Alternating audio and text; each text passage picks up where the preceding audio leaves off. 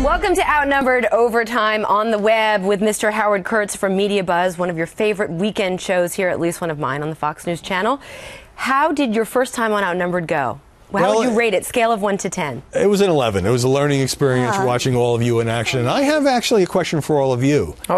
Since this is overtime, we can kind of let it down, right? Yeah. So as the presidential campaign has kind of gone into the gutter, many would say, and with talk of wives and photos and nude pictures and mistresses and all of that, do you think the media have enabled this or enjoying it or just sort of have no choice but to cover it?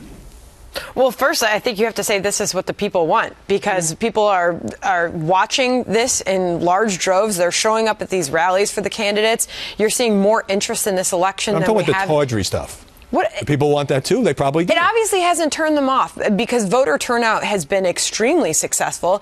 I got to tell you, I talk to friends and family. You show up at restaurants. Everybody's talking politics right now. I mean, there's just a huge fiery conversation in general right now. Yeah. And there's, sorry. I think there's something really compelling when you have people who are seeking that much power and who can really affect your daily life when there are tabloid accusations made about them, because usually, when we talk about tabloids, we're talking about distraction. We're distracting ourselves from our own lives and the serious issue, and it's popcorn. And now you have, when those two things come together and the people in power are creating the tabloids, or at least feeding them, it's the kind of storm that you can't turn away from. When you have the front runners sniping at each other, I would argue the media can't just get on their high horse and say, we're not going to cover this because we're too serious. At the same time, it's good for clicks and ratings. But then some people turn around and say, well, if you didn't all cover it, if you didn't give them oxygen, it would be a more high-minded campaign. Well, there have been sex scandals since, for the beginning of politics in America. And lest we forget the John Edwards sex scandal was much more nefarious than anything that we're talking about now.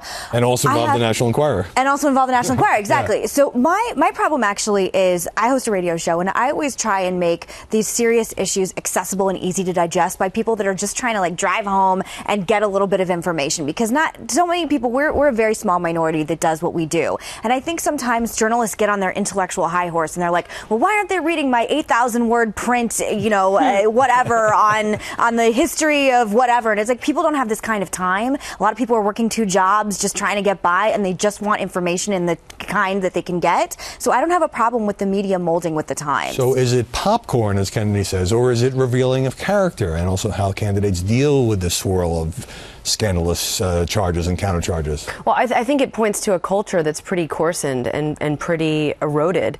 And this political season is reflective of that, Howie. I mean, this campaign season is pretty despicable. I mean, I have to say. I mean, candidates talking about penis size and hands at debates, affairs. I mean, that's sort of par for the course. But it feels like we've slid into Europe a lot quicker. I mean, they talk about, what are they, bunga parties in Italy, and there's always the affairs that are playing out in the French press. But we have sort of taken on that position in the United States, and I think it reflects now, our political arena is reflective of a culture that is coarsened and really has just morally decayed. And conservatives specifically, I mean, conservatives are talking about where's conservatism and where's the great conservative? Well, conservatives are supposed to be the ones that argue to conserve something. They're not making a case for something worth conserving at all. I mean, what are we trying to conserve? Is it decency?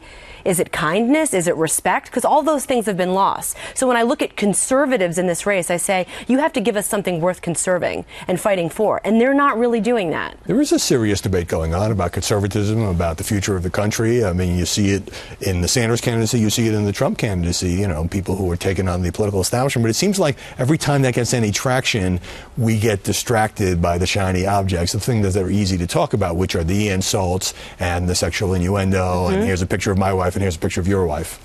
I think that's why we're constantly talking on this couch about what this election is going to do for the future of the Republican Party.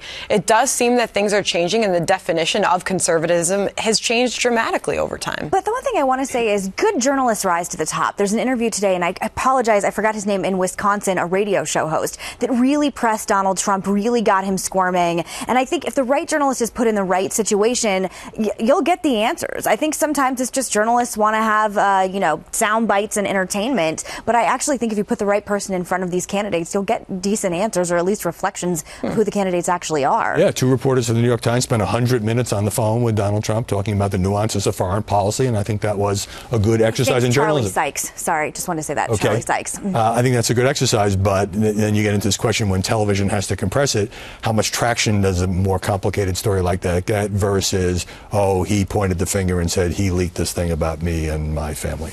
It's a tough choice. We all grapple with this when we make up our lineups, right? Well, and if you looked at Twitter all weekend long, you would think this is the biggest story in the country right now. It's not. I mean, and I think that's where people are getting frustrated is there's such pressing issues, but in this ADD news cycle, people, one, don't have the time for it, and two, they're not really interested in radical Islamic jihadism or the real issues at hand. The media, too, Howie. I mean, the media seems pretty lazy in digging into a lot of these more substantive issues in Washington, D.C. It's much easier to just file another story on Donald Trump or file a story on Ted Cruz and let everybody else discuss it.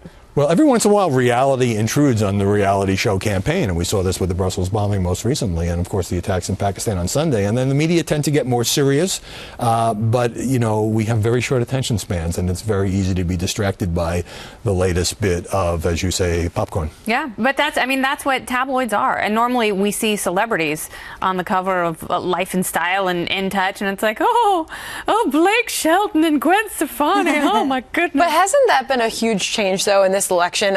Maybe you could comment further on this, because you watch this more than anybody. But the cover of Us Weekly the other day, it was 2 political stories. Ted Cruz's story, of course, that's happening right now, and Donald Trump. I mean, that to me, I'm not used to seeing that. And it was their top stories, and it was their top trending stories if you looked at the stories on the right-hand side of the page. Obama did this. I mean, he turned being president into being a celebrity. And is the world we live in, I hate it more than I could possibly tell you how much I hate it. But this is the reality of the world we're living in. And if Obama wants to complain about media coverage, he's the one that thinks it's more important to slow jam the news on whatever late night show, hang out with comedians in cars. I think it's completely below the office of the White House, but it's the reality we live in. But I think we should point out that he's not the first one to do that. I mean, we're reminded of the days of the saxophone with Bill Clinton and late night television. He took it to a level that is different than just going on late night shows. I mean, when we have a first lady who's doing a turnip vine rapping, I mean, I'm sorry, I have problems with these things, but okay, but Donald Trump, whether you agree or disagree with him and his policies, I mean, uses Twitter as a weapon, is on hundreds and hundreds of shows. People say media give him all this free airtime. Yeah, he seizes it because he makes himself available, and also he's interesting. And it's free. You know, he's being outspent, as it's been pointed out, 10-1, but still he's got more traction than anyone because he's using that sort of coverage so effectively because it is free, and he's figured out how to use that to best amplify his personality. Somebody estimated the other day, somebody who looks at this stuff, that he's gotten over $400 million in free media over the course of his campaign. And the media was asking, is this fair? And I'm thinking to myself, it's not free. He is utilizing America at its best and the free market at its best. I don't know that it's fair to even ask if it's fair. But can I say one thing really quickly? I mean, the one thing that I think is interesting about this is there was a time, and I'm sure you can agree with this, Howie, but there are candidates that sometimes would just exclude themselves so much and just isolate themselves on the campaign trail and only do selective interviews with selective people on occasion. And if there's one thing I like, it's that it's exposed the fact that if you use the media, there's a benefit. The exception was your father in the 2000 campaign. I was one of the reporters riding around the bus, the Straight Talk Express, and he would talk to reporters for hours and hours and hours. Most candidates are very selective in who they talk to. I mean, Hillary Clinton hasn't had a press conference for more than 100 days. But Donald Trump, people say free media. Yes, covering the rallies endlessly when the other candidates don't get that, that's unfair. That tilts the playing field. But when he subjects himself to questioning from Sunday talk show hosts or anchors or me or anyone else, that's earned media because you're taking the journalistic questions. Not everybody's tough on him, but let's turn the tables. Have you covered this election differently than you've covered elections past? This is the craziest election I've ever covered. I've covered it far differently because you have to be much more aware of the cable news warfare, of Twitter, of Instagram, of Facebook, and of what's turned into kind of a demolition derby on the Republican side, and Bernie taking it to Hillary on the Democratic side. I also think it's naive to apply the old rules to this postmodern era because it is completely different, and you have to do that. I mean, you have to adapt. Howie, why hasn't anything stuck to Donald Trump? What is your take on that? Why the media has thrown everything they can and nothing sticks? Critics say it's because we in the media haven't reported this or that. We haven't looked into his business background. We don't call him on contradictions. We've done all of that. I mean, the fact is that people who like Donald Trump and his message feel like he is running not just against the political establishment, but against the media establishment. They don't tend to trust us. They do tend to trust him. And so far, at least, and we always say, okay, this is the one that's going to bring him down. So far, he has been Teflon. All right, it's been awesome to have you as our #OneLuckyGuy. Use this moment to promo your show. Media Buzz, every Sunday, 11 and 5 Eastern. Great being here with all of you. All right, good to have you. Thanks, Howie. All right, we'll see you tomorrow on the live version.